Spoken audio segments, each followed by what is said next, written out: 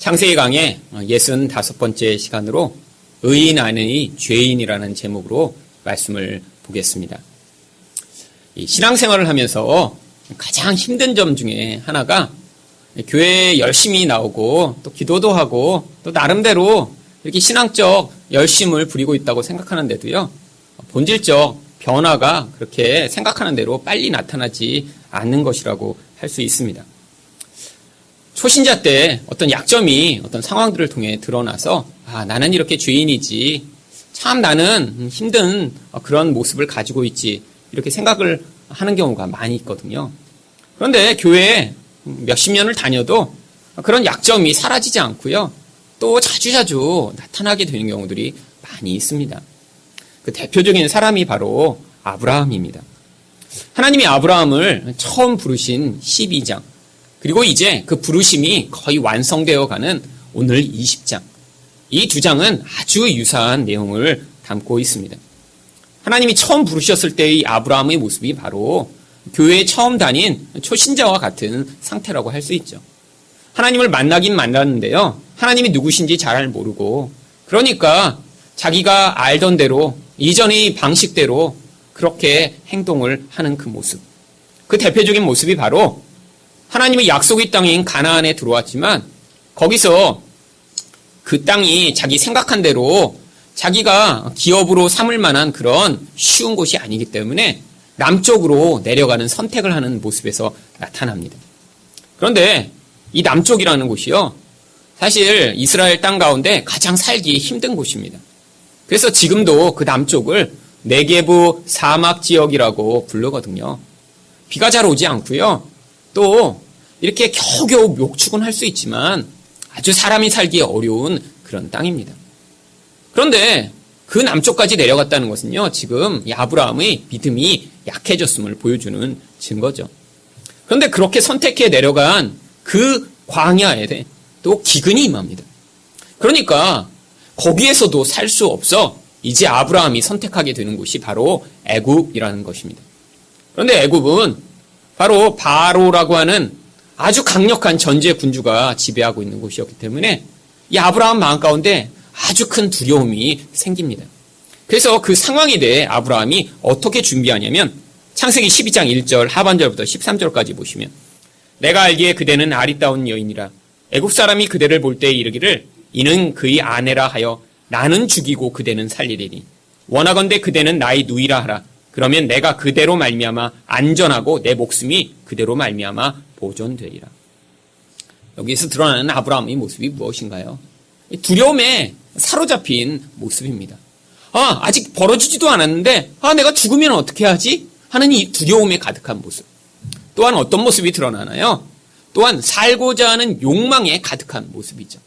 그래서 내가 두렵고 내가 살고자 하는 욕망이 가득하니까요, 나의 생명을 위해 아내를 도구로 사용하고자 하는 모습입니다.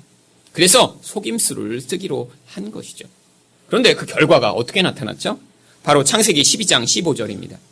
바로의 고관들도 그를 보고 바로 앞에서 칭찬함으로 그 여인을 바로의 궁으로 이끌어 들인지라. 아브라함이 사실 이렇게 계획한 것은요, 사람들이 이쁘다, 누구야? 그랬더니 내 여동생이야. 그러면 그 당시에는 반드시 신부값을 내야만 했거든요. 그러니까 사람들이 내가 소 10마리 줄게, 나랑 결혼하게 해줘 하면 안 돼. 소 한 1000마리는 줘야 돼 라고 하면서 사람들이 그렇게 비싼 그런 아내가 어딨어? 그런 사람들이 머뭇머뭇거리는 동안에 시간을 벌다가 나중에 북쪽에서 기근이 끝났다는 그런 소식이 들리면 다시 돌아가려고 하는 그런 계획을 세웠던 것입니다. 그런데 이런 모든 계획이 다 좌절돼 버린 것이죠. 왕이요, 거부할 수 없는 만큼의 지참금을 줘버린 다음에 협상하지 않고 그냥 아내를 데려가 버린 것입니다. 결국 어떤 상황이 벌어졌죠? 하나님의 약속이 지금 다 깨어질 것 같은 그런 상황이 벌어진 것입니다. 하나님은요, 자기가 약속하신 것이 이렇게 문제가 발생하고 또 이루어지지 않을 것 같은 상황이 발생하면요, 하나님이 직접 개입해 오십니다.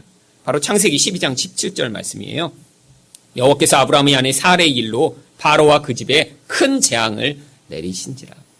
아브라함의 실수, 아브라함의 죄악, 아브라함의 거짓말 때문에 문제가 생겼는데요, 그것 때문에 또 하나님이 약속한 하나님의 그 모든 계획이 틀어질 그런 상황에 처하자 하나님이 개입하셔서 거기서 구원해 내십니다.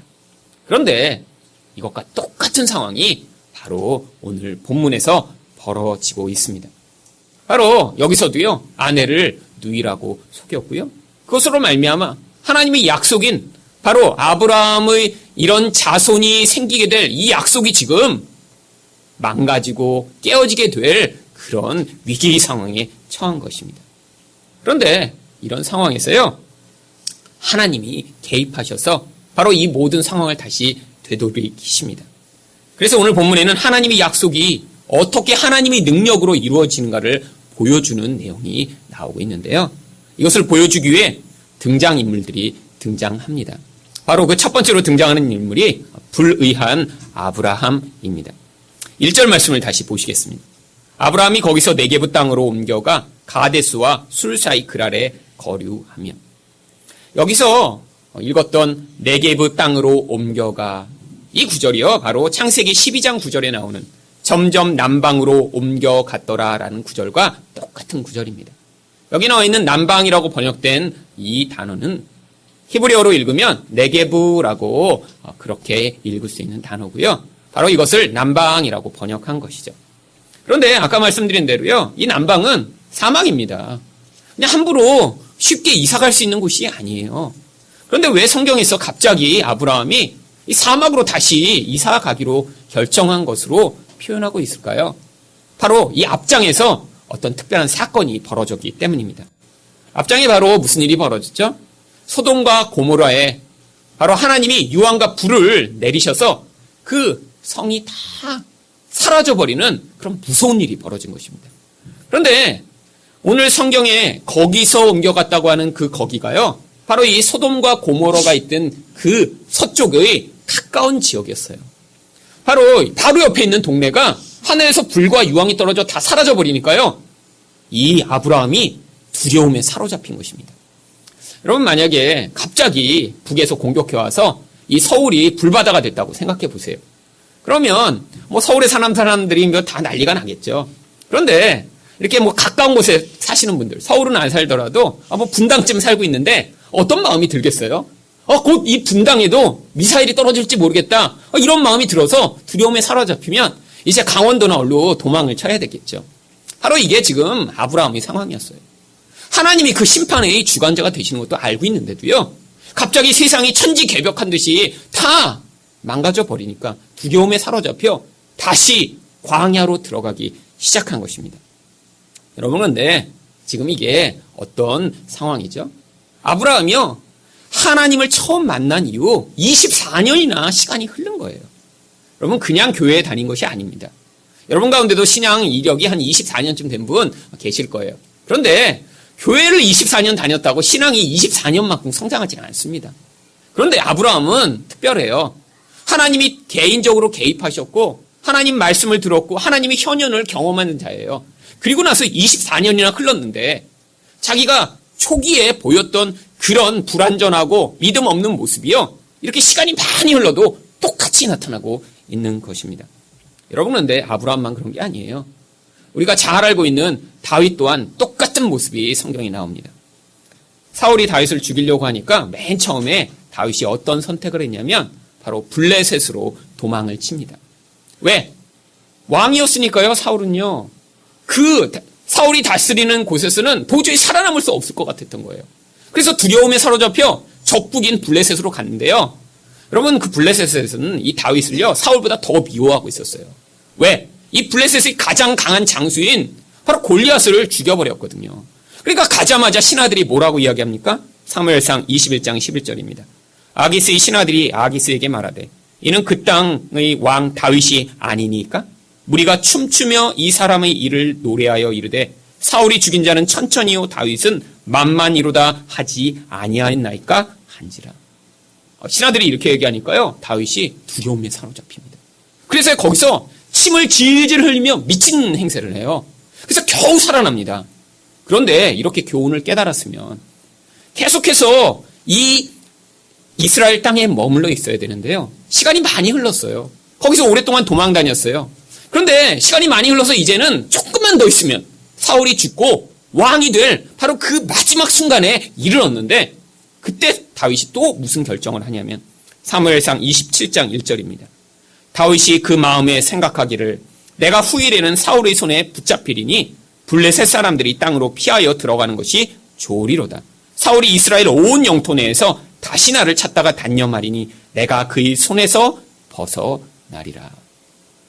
여러분, 정말 몇 개월 후에 어떻게 될지만 알고 있었으면 이런 선택을 안 했을 텐데. 이 두려움에 쉽게 사로잡히는 인간은요, 처음이나 끝이나 똑같은 반응을 하기 마련입니다.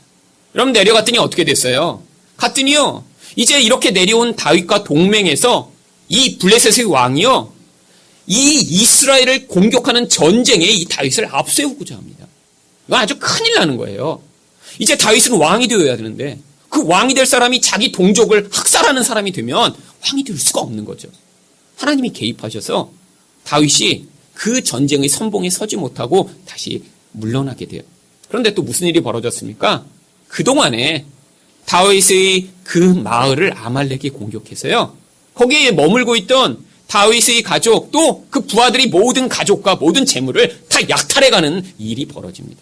그러니까 사람들이 화가 나갔고요, 다윗의 부하들이 다윗을 죽이려고 해요. 여러분, 결국 이 모든 비참한 결국이 무엇 때문에 벌어졌죠? 인생 내내 벌어진 이 두려움과 욕망에 사로잡혀 선택한 이 잘못된 선택으로 말미암아 처음이나 끝이나 비슷한 모습들이 나타나고 있는 것입니다. 여러분, 아브라함이나 다윗뿐 아니라 우리 인생에서도 비슷한 일들이 자주 나타나요. 여러분, 신앙의 초기에 보였던 그런 약점들이요, 신앙생활을 하고 있는 그 중간에도 자꾸 나타나고요. 아니, 20년, 30년 그렇게 신앙생활을 해도요, 여전히 우리로부터 그 똑같은 약점들이요, 우리에게 나타나서 우리가 하나님 앞에 무익한 자임을 보여주는 도구로 사용되는 것입니다. 여러분, 늘 이렇게 하나님의 약속, 하나님의 은혜는 우리가 그 받을 자격이 있거나 우리가 훌륭한 사람이 돼서 그것들이 이루어지는 게 아니에요. 우리는 늘 무익합니다. 하나님이 그것을 기억하도록 하시는 거예요. 내가 잘나서, 내가 성숙해져서, 내가 멋진 사람이라 어떤 일을 하는 게 아니라 하나님의 은혜가 그런 무익한 자를 통해서 나타나고 있음을 우리 인생을 통해 고백할 수 있도록 이렇게 우리 약점을 똑같이 계속 목도하도록 하시는 것이죠. 여러분, 저희 인생에도 그런 일들이 자주 나타나고 있습니다. 이제 한 10여 년 전에 미국에서 유학하는 동안에요, 제가 싸이월드에 이제 글을 쓰기 시작했습니다. 그런데 참 미국이라는 곳은 외로운 곳이잖아요. 아무도 나를 알지 못하니까 싸이월드에서 누가 이렇게 답글 달아주고 그러면 굉장히 기뻤어요. 그래서 이렇게 글을 올리고 누가 거기다 답글을 다나 몇 명이 읽어주고 있나 가서 자주 확인한 것은 큰 기쁨이었고요. 또 그러면 마치 제가 굉장히 훌륭한 사람이냐 거기다 또 댓글 달아주고 그렇게 이제 싸이월드 활동을 열심히 했습니다. 근데 어느 날 싸이월드가 갑자기 접속이 안 되는 거예요. 그래서 이거 왜 그러지? 그런데 그게 하루, 이틀, 3일, 4일 몇 주간이나 미국에서 접속을 할 수 없게 됐습니다. 아니, 이거 매일 가서 확인해서 누가 답글 달았는지, 누가 몇 명이나 읽었는지 이거 확인해야 되는데 이게 접속이 안 되니까 화가 나기 시작했어요. 그래갖고 조마조마 처음엔 그러다가요, 마음이 너무너무 불편해지는 거예요. 그래서 기도를 하는데 이 과정 가운데 하나님이 제 마음 깊숙한 곳에 있는 이 사람에 대한 의존의 마음을 깨닫게 하셨어요. 상황에서 아무도 나를 인정해주지 않고 너무 외롭고 너무 무명이니까 그렇게 인터넷의 공간에서라도 인정받고 싶었던 거죠. 나를 증명하고 싶었던 거죠. 너 괜찮은 사람이야. 그들의 소리를 듣고 제가 거기서 그래 난 괜찮지. 하나님의 음성이 아니라 사람들이 나에게 하는 반응으로 나의 존재 가치를 확인하고자 했던 것이죠. 하나님 앞에서 엄청나게 회개했습니다. 하나님, 제가 이렇게 멀리 하나님이 광야로 보내셨는데 광야에서도 자꾸 폭죽 쏘면서 나 여기 살아있어요 사람들한테 보이고 했던 하나님, 이 무익한 이 불쌍한 저를 용서해달라고, 아무도 만나지 말라고, 아무 사람의 의존을 끊어버리라고 광야로 보내셨는데도 거기에서 이렇게 그것을 매달고 사람에게 인정받고자 했던 하나님, 저희 이 죄를 용서해달라고 정말로 깊이 회개하고 깊이 하나님 앞에서 정말 무릎을 꿇었습니다. 그 결과 제 마음 깊숙한 곳에 있던 그런 동기들과 그런 죄가 많이 드러났고요. 그 이후에는 이 SNS에 제가 이렇게 많이 의존되는 것을 피하고자 했습니다. 아직도 어떤 사람 보면 이제 페이스북 같은데 이제 뭐 자기 막 스케줄을 다 올려서 뭐 어디에 가서 무슨 강연을 하고 어디에서 뭘 하고 막 했는지 막 올리는 사람도 굉장히 많거든요. 근데 아마 저도 그 과정을 지나지 않았으면요. 막 저희 교회 자랑 계속 올리고 막 내가 어디서 설교했는지 다 올리고 뭐 하고 있는지 다 올려서 사람들이 아 그러세요? 아 이렇게 바쁘시군요. 이런 댓글을 굉장히 기뻐하는 사람이 되었을 텐데 이제 그런 일은 하지 않게 되었습니다. 그래서 저도 이제 많이 내가 자유롭게 됐구나. SNS라고 하면 겨우 이제 카톡방에 한 절 묵상을 하는 정도. 이거는 근데 뭐 제가 댓글을 바라보고 하는 건가요? 그냥 처음에 여러분한테 하도 여러분 큐티를 안 하시니까 그냥 아침마다라도 이렇게 카톡 하면 큐티 해야지 이렇게라도 좀 기억하시고 책을 펴볼 그런 정말 열심히 없는 분들은 그렇게 30초라도 이렇게 보시면서 맞아 이런 말씀이 있구나라고 기억하시도록 하기 시작한 거예요. 하다 보니까요 이제 이렇게 우리 교인들만 하는 것보다 그래도 좀 초대하는 게 낫지 않을까? 그래서 이제 저도 초대하고 사람들도 초대해서 한 500여 명의 사람들이 생겼습니다. 근데 원래 카톡이라는 게요 이렇게 나 혼자 글 올리고 아무도 글 쓰지 마세요 이렇게 하는 곳은 아니잖아요. 사람들이 이렇게 거기에 실수로 글 올릴 때 옛날엔 굉장히 미워했어요. 그냥 여기 이제 아무도 글 쓰지 말라고 내가 이렇게 해놨는데 왜 이렇게 글 쓰고 그래? 그런데 보니까 저도 중간에 실수를 자꾸 하는 거예요. 막 가족 사진 올리고 막. 그래갖고 이게 실수로 자꾸 이렇게 할 수 있구나 제가 깨닫고 그다음부터 미워하는 마음을 많이 이제 없앴습니다. 그런데 바로 금요일 날 이제 사건이 터졌죠. 아니 이상한 이모티콘을 자꾸 올렸는데 누가 올렸나 또 어떤 사람이야 하고 보니까 제가 알고 있는 제자예요. 근데 그 제자가 얼마 전에 아기를 낳아서 지금 이제 육아 휴직 중인 걸 제가 알고 있었습니다. 이거는 어른이 올린 게 아니라 아기한테 핸드폰 줬다가 올린 게 너무 빤한 일이었어요. 그래서 그냥 카톡으로 제가 야 요새 아기 키우느라고 힘들지? 아기가 이렇게 했으니까 너무 미안해 하지 마. 제가 이렇게 카톡을 보냈어요. 그랬더니 너무 미안해서 자기도 사실 미안하다고 글을 못 올리고 그냥 그랬대요. 그런데 이제 그 다음에 이제 글들이 올라오기 시작하면서 이제 점점 이제 내용이 좀 많아지기 시작했습니다. 근데 오후쯤 되니까요. 아주 의도적으로 거기에 장난치듯이 올리는 사람들이 생겼어요. 많은 사람들이 들어있으니까 거기서 이렇게 장난을 한 거죠. 그리고 났는데 마음으로 그래도 그냥 계속 해야지. 뭐 사람들이 이렇게 글 올린다고 뭐 이걸 방해받을 나냐. 그러면서 있었는데 밤에 이제 기도회를 하고 나서 딱 전화를 켰는데 어떤 사람이 거기다가 그냥 도배질을 해놓은 거예요. 막. 그 순간 제 마음에 이걸로는 계속 이런 식으로는 갈 수 없겠다.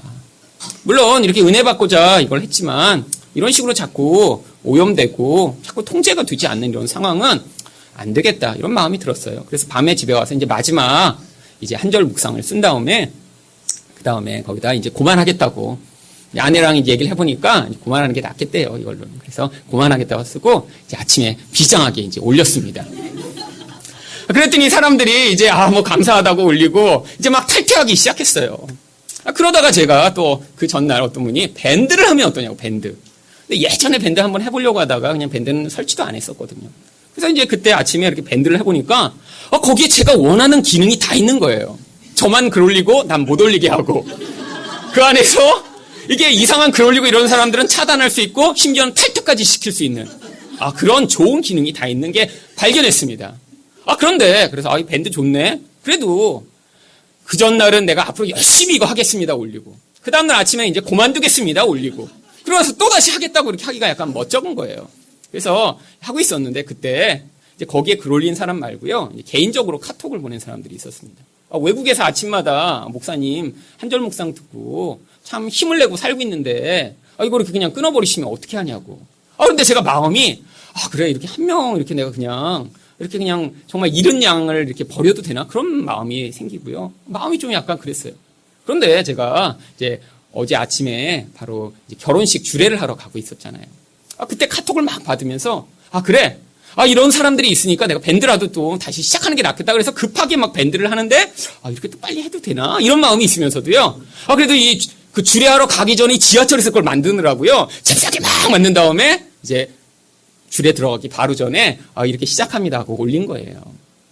그래서 가서 주례를 했습니다. 그리고 끝나서 이제 아내를 그때 만나서 여기 밥을 먹으면서 이렇게 얘기를 했는데 아내가 그때 저보고 그러더라고요. 여보, 아니, 어제는 한다고 그랬다가, 오늘 아침에 안 한다고 했다가, 그 다음에 또 이렇게 그냥 금방 이렇게 촐싹대고, 이렇게 한다고 그러면 어떻게 하냐고. 그래서, 맞아. 내가 너무 그랬는데, 하지만 이렇게 멀리서 외국에서 이렇게 내 말씀에 묵상에 은혜 받는 사람이 있어서 내가 이렇게 결혼식 전에 빨리 이걸 해결하고 싶은 마음이 있었나 봐.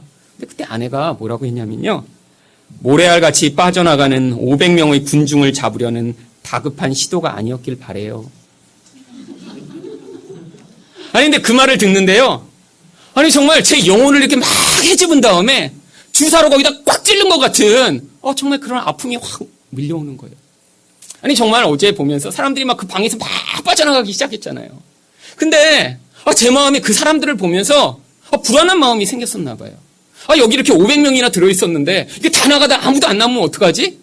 아마 그래서 제가, 겉으로는요, 한 명이라도 은혜를 받게 해야지 하고 있었지만, 속 깊은 마음에는 500명이 있던 이 사람들이 정말 다 빠져나가지 않도록 그 전에 빨리 올려야겠다라는 마음으로 빨리 밴드를 만든 것이죠. 제가 아내 보고, 여보, 어떻게 그렇게 꼭 집어서 내 안에 있는 그 마음을 정말 이야기했어. 그래서 제가 이제 회개를 했습니다.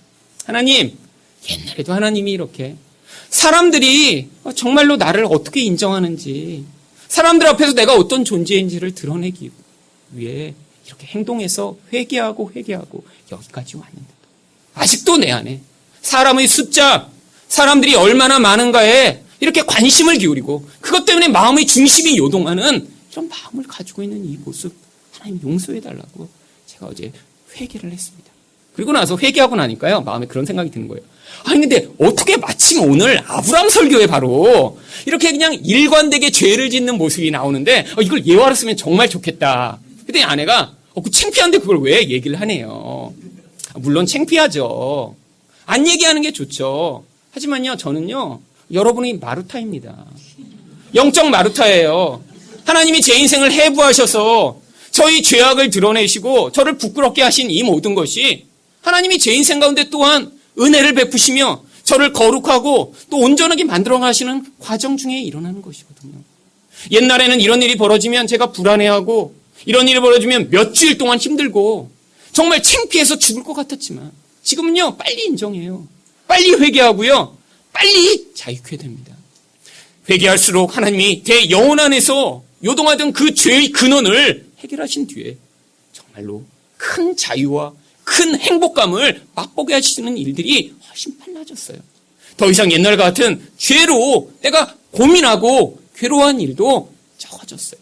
내가 이렇게 여전히 실수하고 여전히 죄를 가지고 있지만 우리 하나님이 나를 그럼에도 불구하고 사랑하시고 그럼에도 불구하고 온전케 하실 것에 대한 약속이 이 말씀 가운데 있음을 믿음으로 말미암아 이런 부끄러운 모습에도 불구하고 제가 낙심하지 않고 이 자리에 설 수 있는 것입니다. 여러분 교회 오래 다니셨다고요? 여러분의 그런 부끄러운 모습이 없어질 것이라고 생각하지 마세요. 여러분 이 안에서 여러분의 모습이 부끄럽게 드러날 때마다 하나님 이 무익한 자, 제가 교회를 다녀도 하나님 여전히 근원 안에 있는 이 죄악된 모습 용서해 주시고 불쌍히 여겨달라고 하는 은혜를 붙드는 인생이 되셔야 합니다. 여러분 근데요, 이렇게 내면 안에서부터 이런 욕망과 두려움 때문에 어떤 행동을 하게 되면요, 외적으로도 자꾸 나쁜 일들이 벌어지게 되어 있어요. 바로 2절 말씀입니다.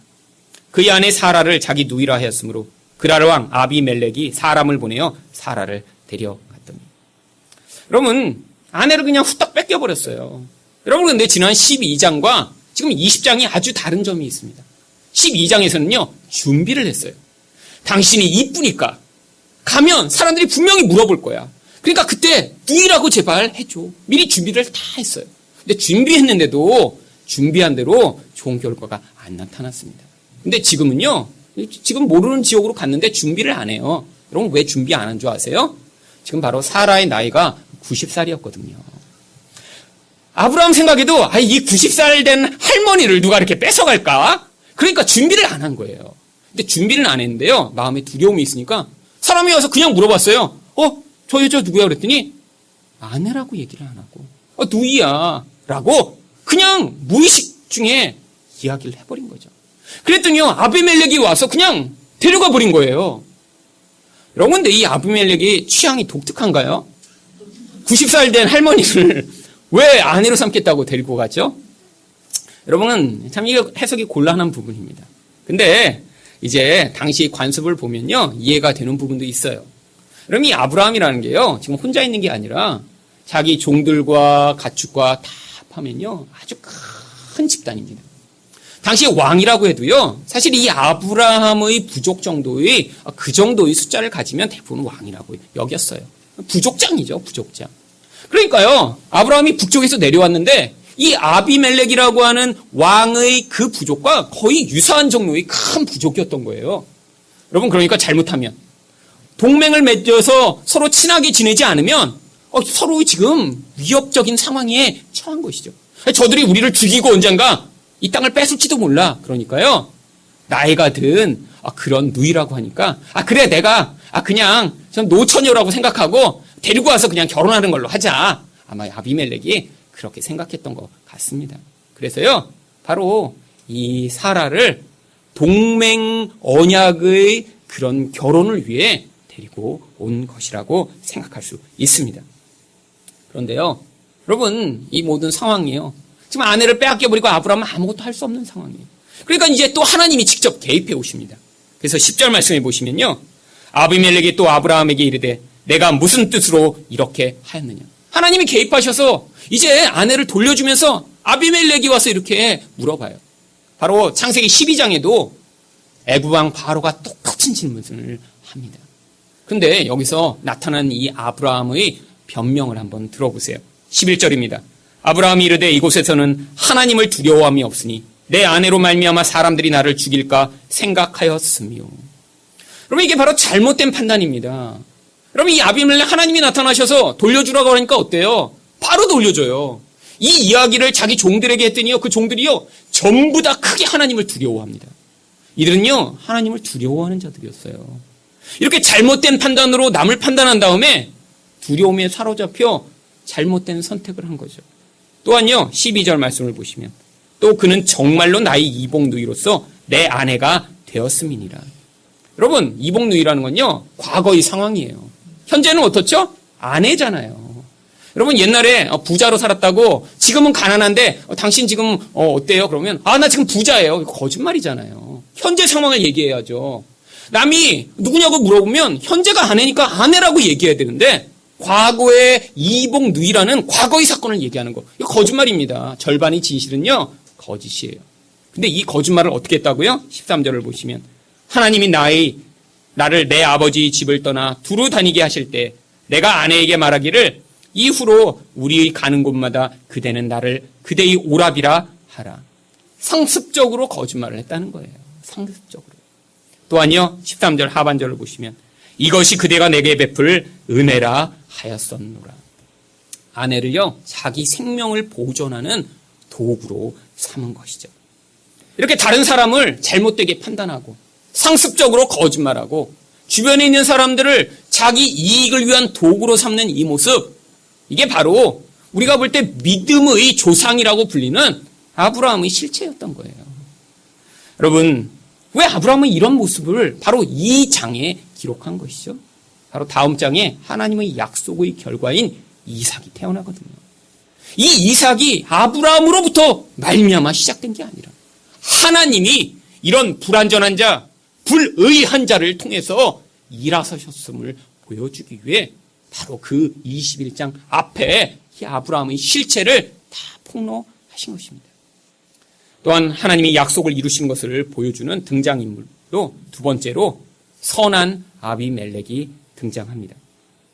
3절 말씀을 보시면 그 밤에 하나님이 아비멜렉에게 현몽하시고 그에게 이르시되 내가 데려간 이 여인으로 말미암아 내가 죽으리니 그는 남편이 있는 여자임이라.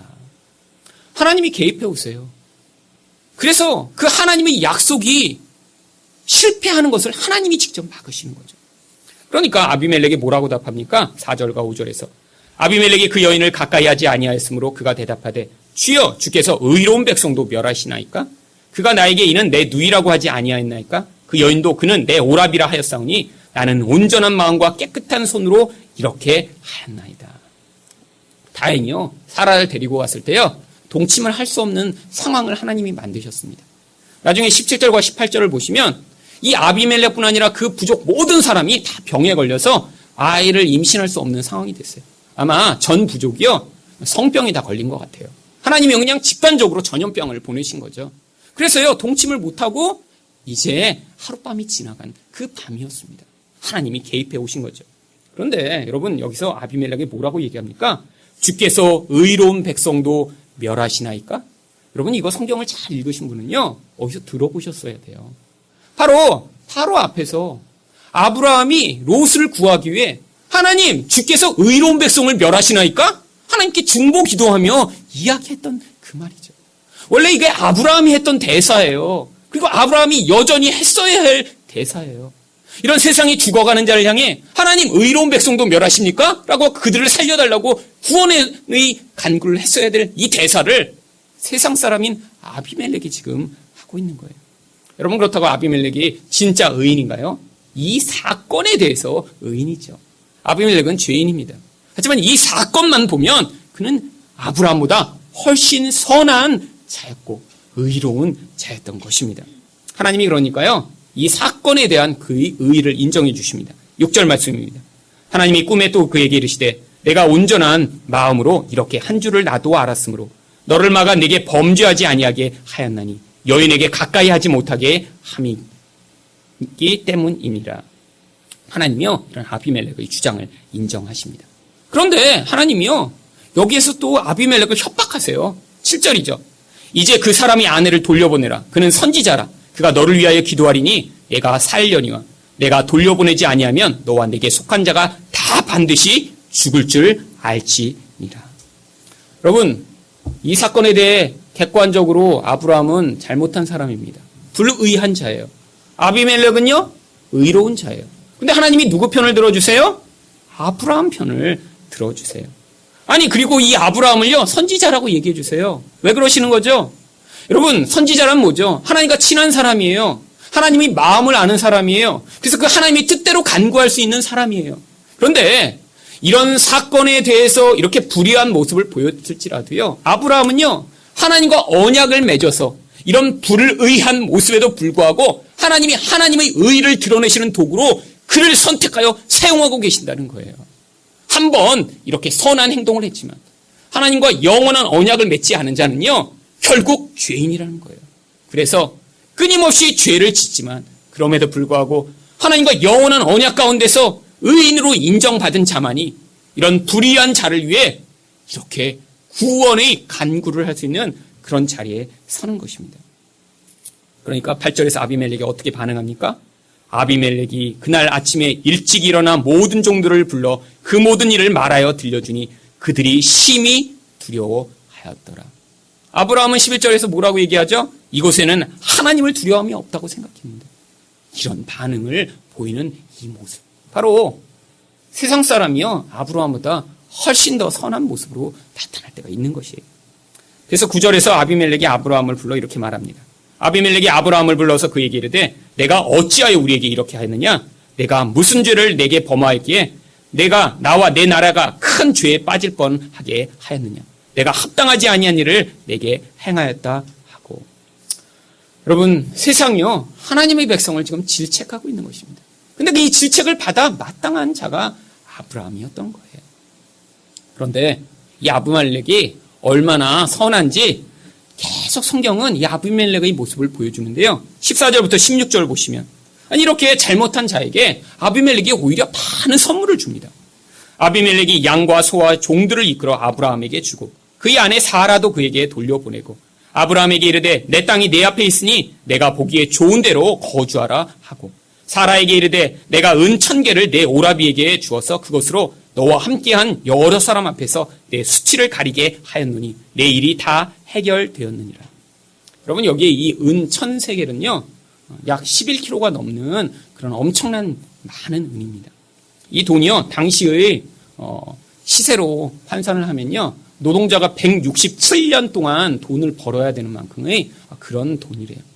근데 왜 이렇게 많은 은을 주었냐면, 당시에 누구의 아내인데 잘 모르고 납치에다가 이렇게 데리고 갔을 경우에 이게 지금 강간으로 말미암아 법정에 서야 되는 그런 상황이 생겼을 때 이 여자에게 이런 보상금을 주고 이것을 없는 일처럼 이렇게 보상을 하는 일들이 당시 관례였다고 합니다. 결국 내가 잘못했다는 걸 인정하는 거죠. 여러분, 아브라함이 잘못했는데 왜 이렇게 아비멜렉이 자기가 많은 보상을 해주고 양과 소를 주고 땅도 주고 이렇게 한 것이죠. 아비멜렉이요, 아브라함을 두려워한 것이 아닙니다. 그 배후에 있는 하나님을 발견한 거예요. 아니, 저 인간은 저렇게 거짓말을 했지만, 아니 도대체 누구길래 그 배후에는 저렇게 강한 하나님이 존재하시지? 그 하나님을 본 거예요. 여러분, 이게 바로 세상에서 살아가는 하나님 백성의 모습입니다. 우리는 약해요. 우리는 죄를 여전히 짓고요. 우리는 부족한 자예요.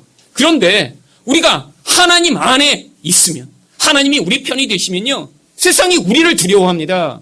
우리는 그 세상이 두려워 거짓말을 할지라도요, 하나님이 우리 편이 되셔서 우리를 인도해 나가시며 결국 죽음도 우리를 삼키지 못하도록 보호하실 때 세상이 우리를 오히려 두려워하는 이런 놀라운 역전이 벌어지는 것이에요. 마지막으로 하나님의 약속을 이루는 것을 보여주는 등장인물이 바로 전능하신 하나님이 등장하십니다. 17절과 18절 말씀입니다. 아브라함이 하나님께 기도하며 하나님이 아비멜렉과 그의 아내와 여종을 치료하사 출산하게 하셨으니 여호와께서 이왕에 아브라함의 아내 사라의 일로 아비멜렉의 집의 모든 태를 닫으셨습니다. 사실 오늘 본문의 주인공은요, 이렇게 불의한 아브라함이나 선한 모습을 가진 아비멜렉이 아닙니다. 바로 전능하신 하나님이 주인공이세요. 하나님이요, 이 모든 망가질 뻔한 상황을요, 하나님이 개입하셔서 바로 돌이키시고요. 이렇게 기도하니까요, 그 기도가 영향을 미친 게 아니라 바로 이런 하나님의 대리인 역할을 했던 아브라함을 통해 하나님의 복을 다시 그 가정에 흘러가도록 하신 것입니다. 여러분, 원래 이 아브라함은요, 의로운 자로 세상 가운데 구원을 전달하고 하나님의 복을 전달했어야 하는 자예요. 그런데 이렇게 두려움과 욕망에 사로잡혀 어떻게 합니까? 하나님의 약속을 망가뜨리고요, 또 아무 죄가 없는 아비멜렉과 그 일족을 잘못하면 심판을 당할 뻔하게 만드는 이런 위험에 빠지는 인물이 되어버립니다. 그런데 이 자리에서 무엇이 드러났죠? 아브라함의 무익함과 죄악이 드러났습니다. 이렇게 죄악과 무익함이 드러나고 나니까요, 하나님의 복이 그를 통해 흘러가게 된 거예요. 여러분, 착각하지 마세요. 여러분이 더 멋있어지는 사람이 되고 여러분이 더 강한 사람이 되면 하나님이 여러분을 사용하시는 것이 아닙니다. 여러분이 무익한 자라고 인정하는 그 인정만큼 하나님이 여러분을 통해서 일하세요. 왠지 아세요? 여러분이 그런 자리로 낮아지지 않고요, 여러분 안에 아직도 자아가 내가 이렇게 뭔가를 잘하지, 내가 과거에 이런 경험이 있으니까, 내가 이만큼을 가지고 있으니까 이런 생각을 하고 있는데 여러분을 통해 어떤 일이 벌어지고 나면요, 그건 여러분이 한 거예요. 그러니까 여러분이 자랑하고 싶습니다. 남이 이걸 알아주지 않으면요, 못 견뎌요.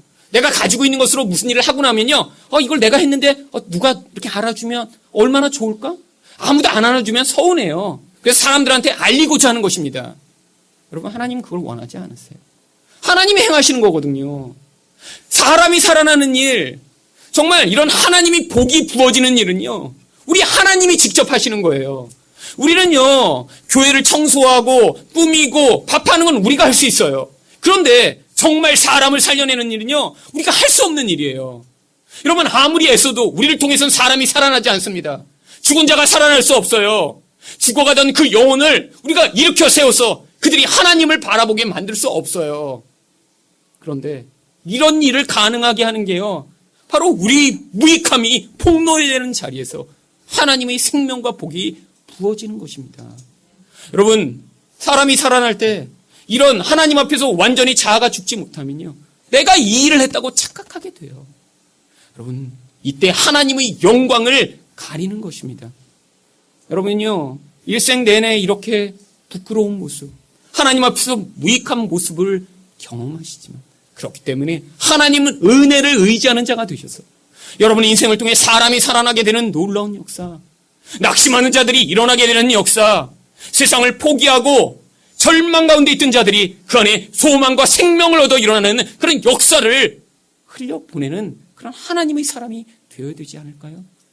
여러분, 여러분의 무익함을 고백하시고 그 가운데 임하는 하나님의 은혜를 붙드셔서 여러분의 인생이 이런 놀라운 하나님의 축복의 통로로 사용받게 되기를 예수 그리스도 이름으로 축원드립니다.